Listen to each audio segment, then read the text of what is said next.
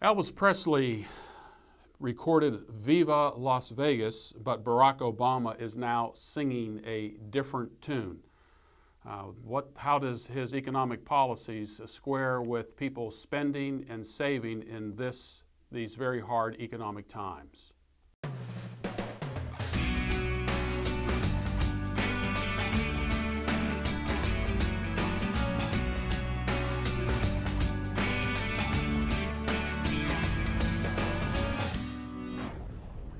Barack Obama has been going around the country helping Democrat candidates with some very tight races that are going to take place in 2010.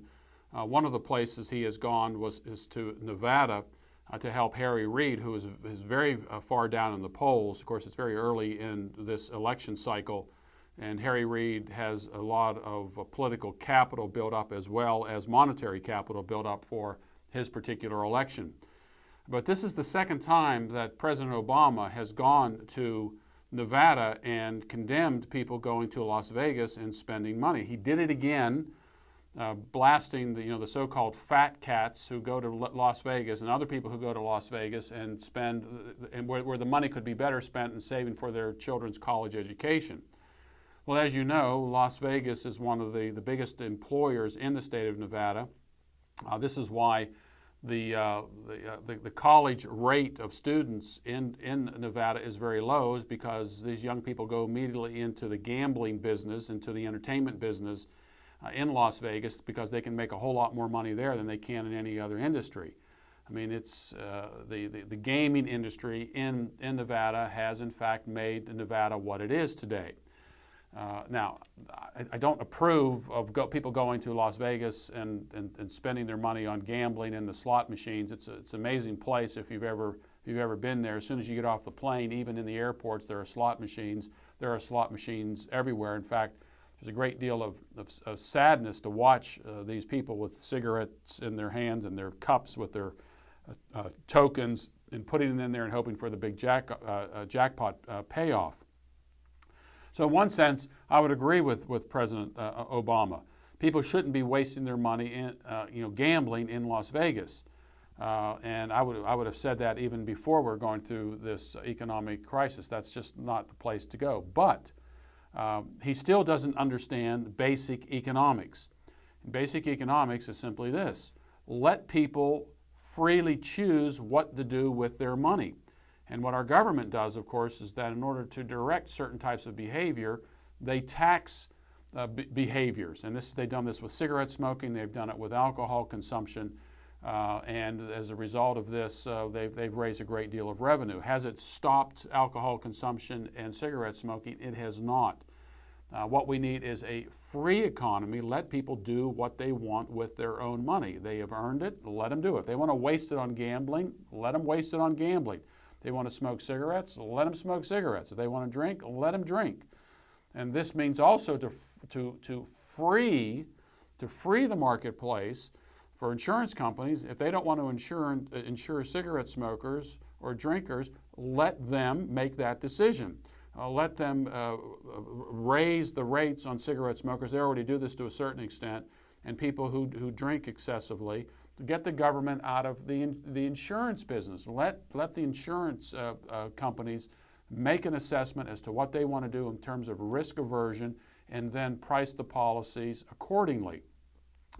This is typical of socialists wanting to govern how people act.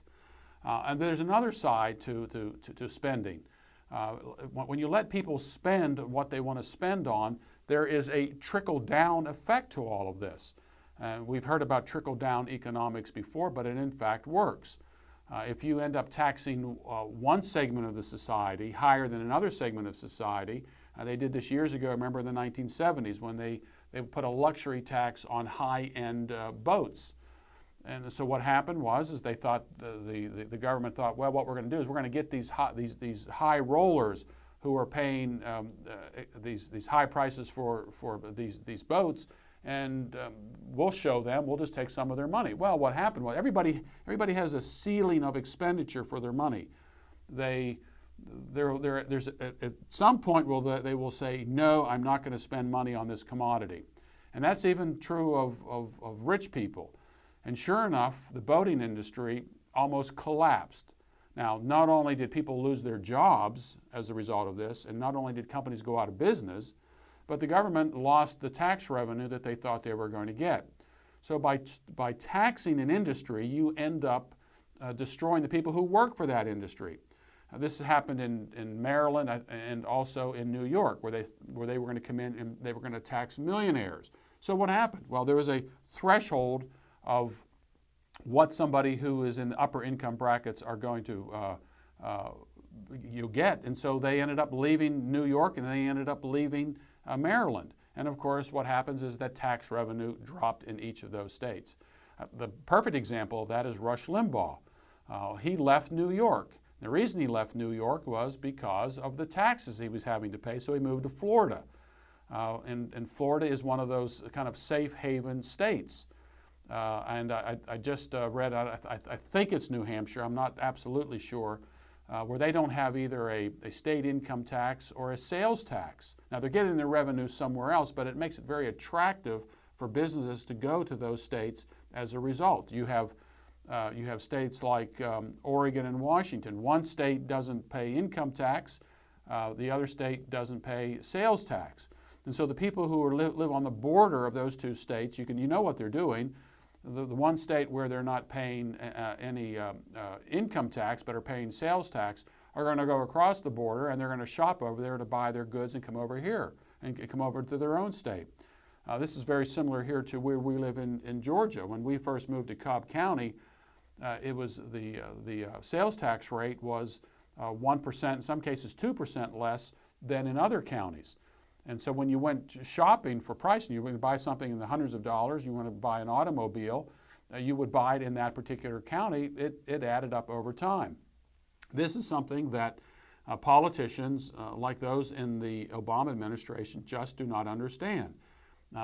People make decisions based upon a price.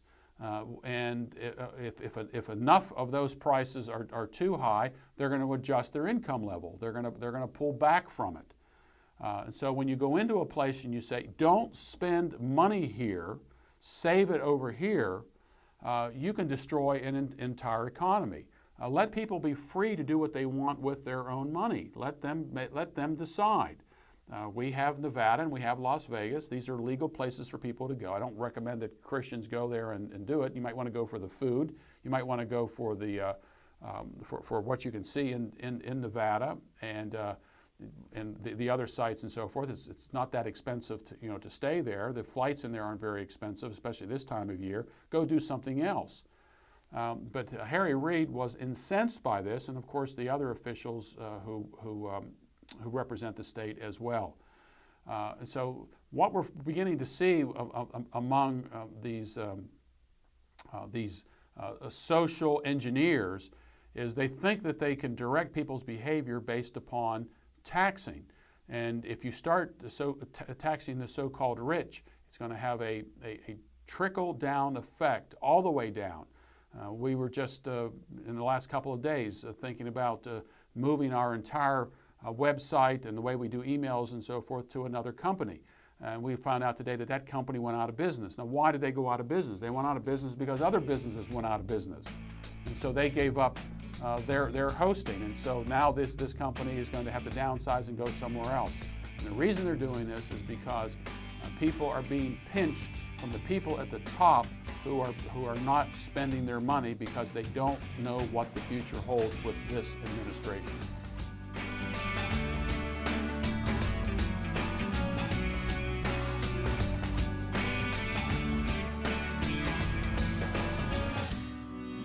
The Gary Demar Show is brought to you by American Vision.